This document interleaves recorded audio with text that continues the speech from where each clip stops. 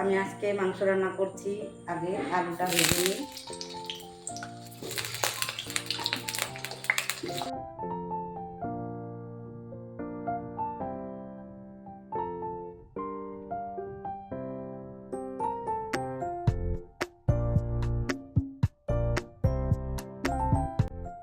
আর একটু হবে ভাজা।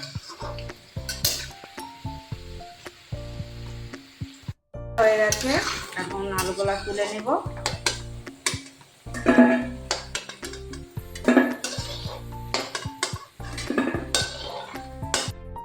দুটো শুকনো লঙ্কা,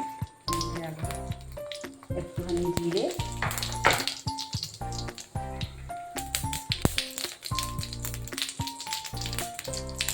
দিয়ে দিচ্ছি পেঁয়াজ।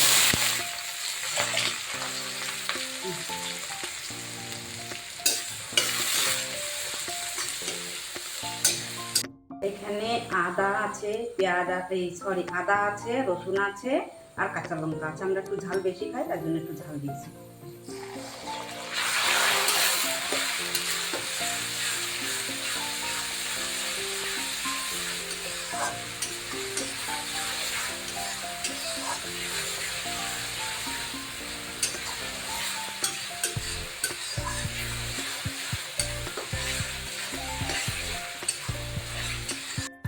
দিয়ে দেবো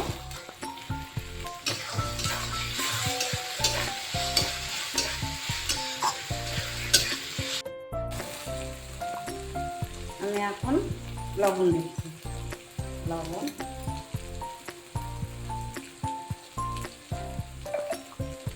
হলুদ, জিরা পাউডার,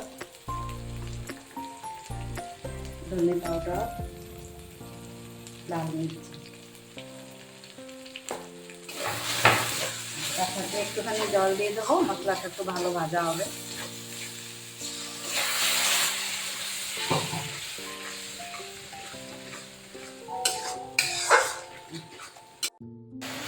মশলাটা ভাজা হয়ে গেছে, এখন আমি মাংসটা দিয়ে দেবো।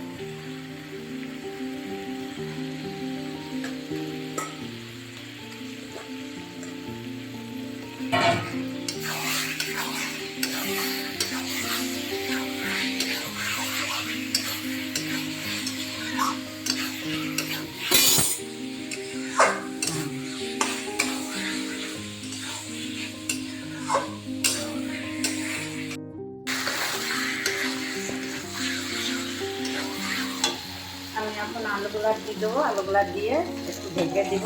মাংসটা একটু মানে সিদ্ধ হবে, না ভাজলে একটু কমই সিদ্ধ হয়।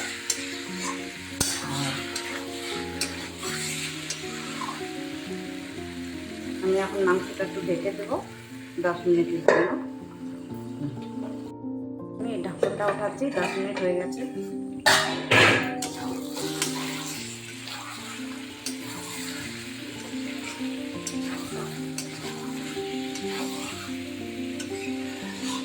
মাংসটার কালার কি সুন্দর হয়েছে।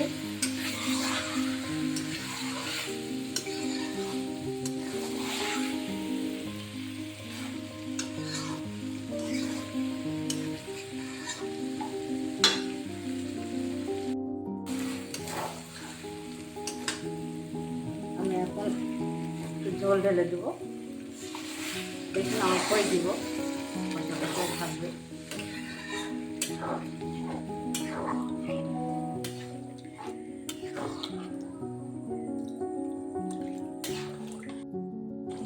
ব্যাস, আমাদের মাংস হয়ে গেছে।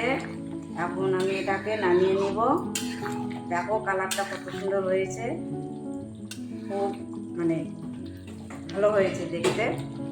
আমি যেরকমভাবে বানালাম তোমরাও এরকমভাবে বানিয়ে খেয়েও, দেখবা টেস্ট পাবা, ভালো হবে। নামিয়ে রাখছি, নামিয়ে দিচ্ছি। একটু ধনের পাতা হলে ভালো হতো, আজকে বাজারে যেতে পারিনি, তার জন্য ধনের পাতা আনতে পারিনি।